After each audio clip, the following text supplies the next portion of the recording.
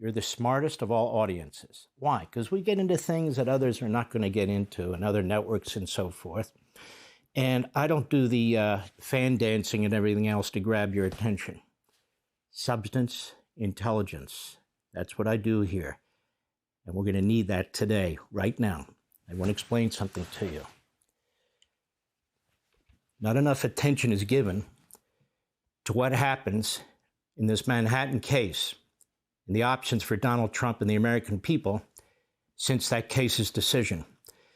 I'm very frustrated with lawyers who come on TV or radio or write articles saying that basically Donald Trump is stuck in the New York judicial gulag. He is not. I'm very troubled by lawyers who don't do their research, who don't look at the precedent that's in front of us for the opportunities for President Trump and his lawyers to try and get out of what is the New York judicial gulag. There are certain writs that we talked about before that the Supreme Court can issue, but it has to be asked. If it's not asked, it's not going to do a damn thing because it doesn't have original jurisdiction. We don't have a court system like they have in Israel and other places that can see something and say, you know, we're going to get involved in that. That's not the way it works, and we don't want it to work that way. We don't want a super legislature. The court system in this country is bad enough, quite frankly. So what do we do? So I want to walk through this slowly so even the lawyers on MSNBC and CNN can understand, although I don't think they give a damn, but we do, the American people. You have in this case, apart from all the local issues and all the rest, issues involving federal election law, issues involving the presidential election, the highest federal official in the nation being chosen. You have federal constitutional issues, First Amendment, free speech. The gag order, yes, but even more than that, the idea that a non-disclosure agreement violates campaign laws is not only false on the law, but that would violate the First Amendment. The Fifth Amendment, due process and equal protection rights, also conveyed on the states by the 14th Amendment, as they were ratified, that amendment after the Civil War, and the Sixth Amendment. You have a right to competent counsel, but counsel can't be competent when they're endlessly being interrupted, sabotaged, can't call proper witnesses, don't have notice of what laws are involved, and so forth and so on. Then you have facts. Facts that suggest, well, this isn't a mistake. The timing of the case. After the federal authorities rejected it and local authorities rejected it, this case was brought for the purpose of interfering in a federal election, federal campaign, and usurping federal authority. And it was timed in order to create this very convoluted, slow appellate process within the state.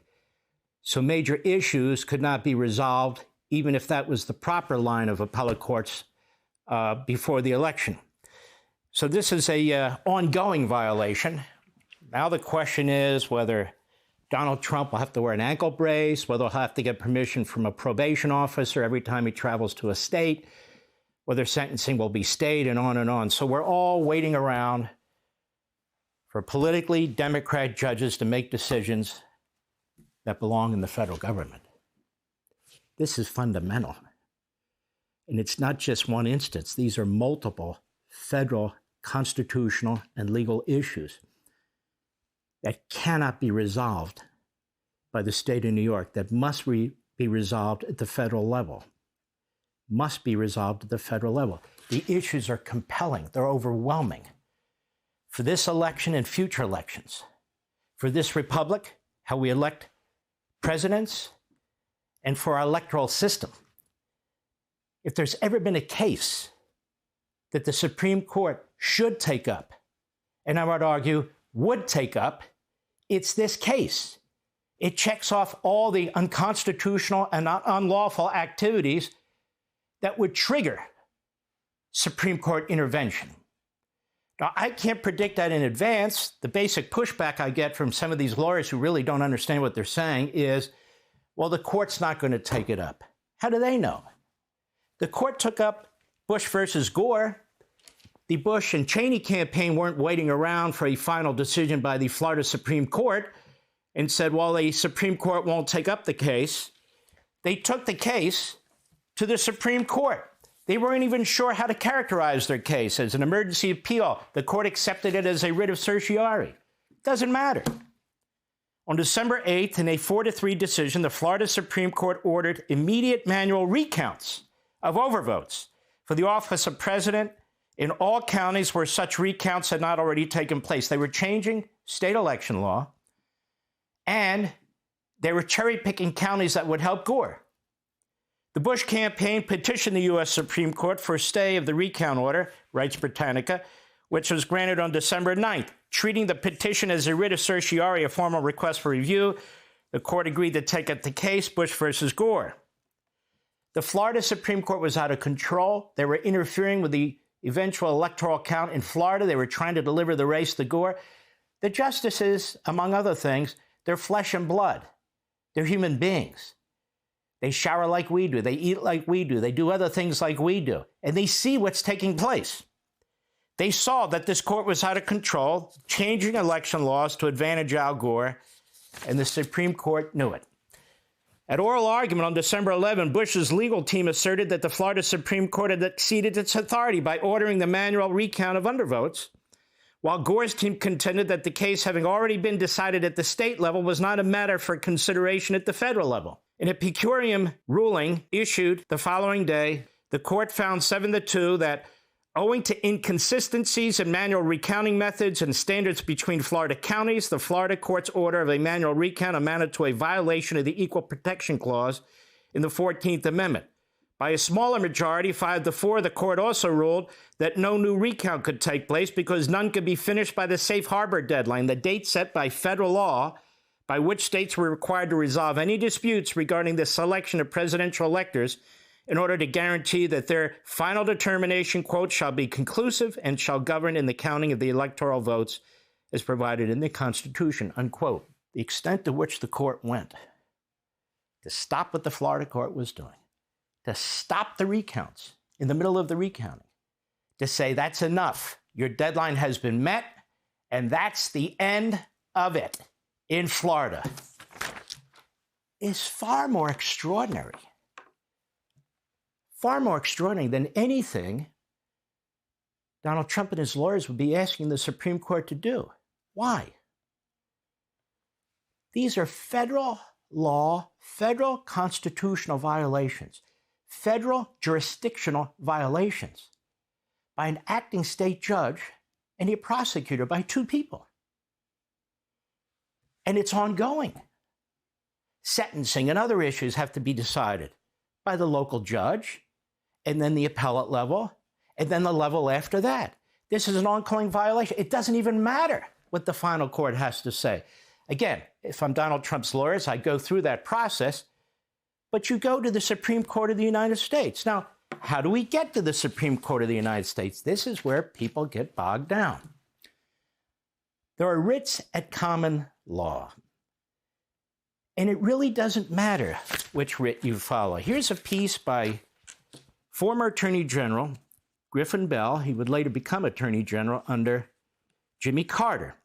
In the Southern Methodist University Law School Law Review, the federal appellate courts and all writs. And it discusses what these common law writs are. Now, it discusses it in the context of a specific statute, the All Writs Act, that was passed as part of the original Judiciary Act in 1789. Not to get into the weeds, we're smart, we can follow this.